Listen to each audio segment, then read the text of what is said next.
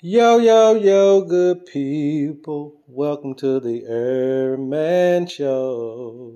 Yo, yo, yo, good people. It's your homie Man. Here you back upside the head with another hot banger boogie. Hey, look, go tell somebody to go tell somebody your homie Man is on. And if you're new to the program, welcome. Go ahead and hit that logo right at the bottom of your screen. And don't forget to hit that notification bell so that you never miss what we're bringing to the world. All right, so I am your homie Man, the resident holistic healer. All right, and today, you guys, I want to talk about something that I just discovered here in the last couple of hours here, which is just kind of disturbing, and I just kind of wanted to share my thoughts about it, and you know, want to see your thoughts about the situation or the event that has just taken place.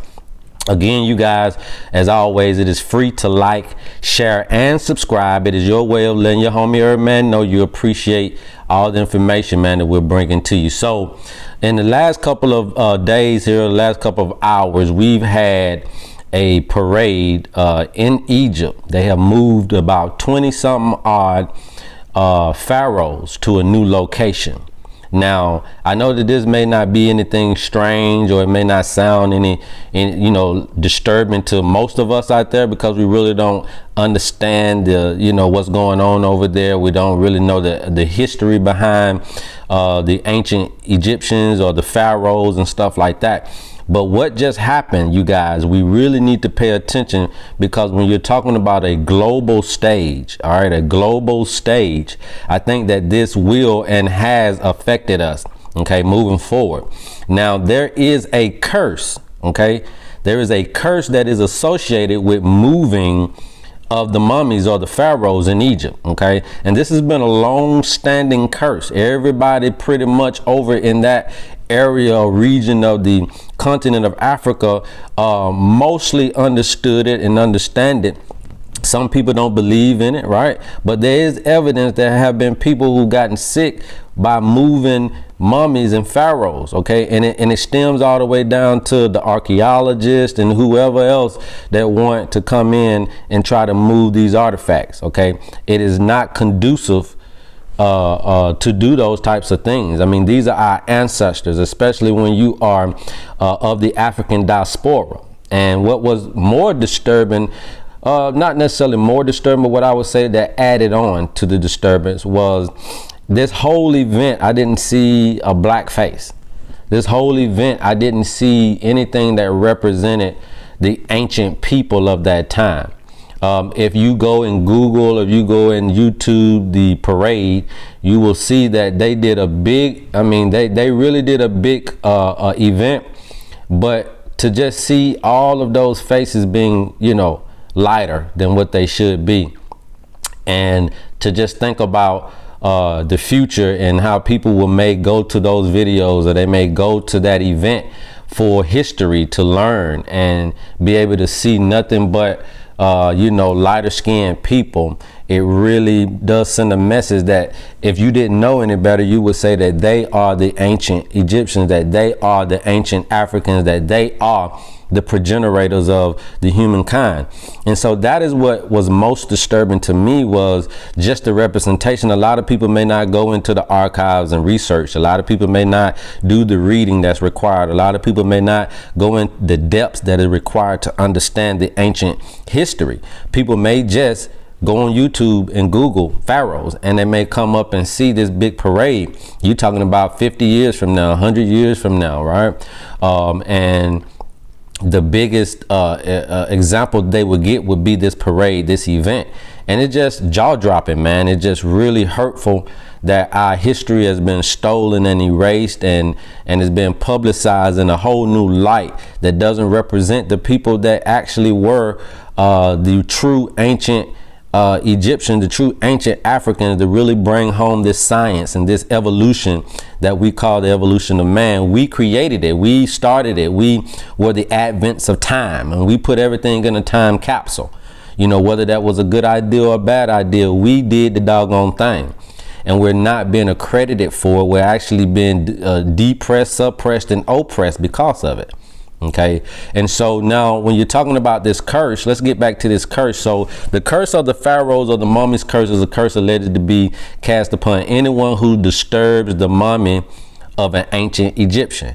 Now I will tell you again, they moved 22 pharaohs got moved to a new location.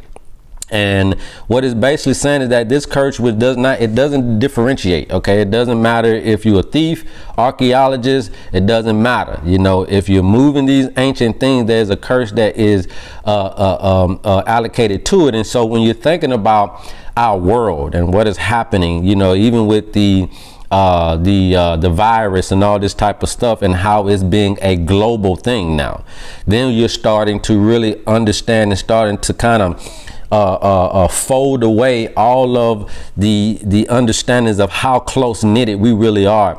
You know, I think about that old movie Terminator, when they was talking about the Skynet and just how interconnected we are, and it is basically been that way via certain things, but one of them being the internet, right? The internet brings us closer together. Okay, these trains and planes and bridges and all this stuff brings us closer together, allows us to intermingle, allows us to be interchangeable with one another. Okay, and that is a good thing on a lot of fronts, you know, so don't get it twisted. But it also could be an entry into being able to spread global information, global diseases, global catastrophes. I mean, it's going to just affect all of us. Okay, so now, if the ancient Egyptians are our ancestors from the African diaspora, and they just been moved by a whole nother people that really don't look like they are from that particular diaspora. Now, look can be deceiving. They may be considered Africans, and if so, that's good. But to still do something so so blatant, you know, and to put on a parade and to have this big event in Cairo about moving mummies and pharaohs, knowing that there is a certain curse allocated to this event. When you're doing things like that, it really speaks to where we are as a global race of people, you know. And when you see some of these videos, there was a guy on the video, I don't know who it was, you guys can Google these videos, but the guy said at the end that some people didn't agree to do that. Okay, some people knew about the curse and did not agree that moving them and having this big old shindig was really something that needed to be done. And so what was said at the end of one of the videos that I was watching was that the curse would move the pharaohs, that the people who are cursed already would be the ones that would move the pharaohs. It's not that you would be cursed to move them. When you move them, you had to been cursed anyway to even fathom, to even think of moving these particular pharaohs, knowing some of the allocations to this stuff means that you're already in a cursed nature. You're already in a cursed mentality. You're already cursed physically and mentally and spiritually and emotionally. It's already cursed. It's the only way you can formulate this particular idea under the understandings of what you know everything is about, man. So I just encourage you guys to keep your eyes open. There's always a ram in the bush. There's always a reason for the season. Never feel like you are alone in whatever you're going through. There's others out there going through the same thing. And so we have to understand that suffering and hurt and pain is a global issue as well. Okay, and a lot of us are hurting and seeking answers that we're just not getting in the natural element. Okay, and we're seeking these answers from people, right? We go on YouTube and we read books and we read papers, and we keep trying to ask another human for an answer to your issue.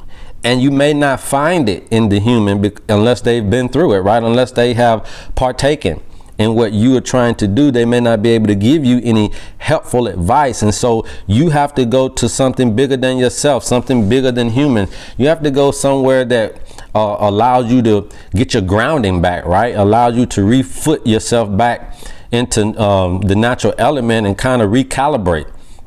Get your focus back, get some re-understanding back, get some stability back in and the doctrine that you believe that you should be living your life under, okay?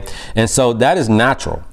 But sometimes our lives just get chaotic and they get off track and they get just bent all out of shape, and a lot of our ideals and things that we're trying to do, they feel like they're not working out and all this type of stuff, and it kind of throws people for a loop, and they end up doing things that they wouldn't normally see themselves doing, just trying to break out of that rut. All of that stuff is understandable, but my point here is, if you are looking for answers, try nature, try quietness, try walking, try talking to the trees, try talking to the lakes, try talking to the rocks and the mountains. Okay, now in essence, you would be talking to nature, but reality, you would be talking to yourself.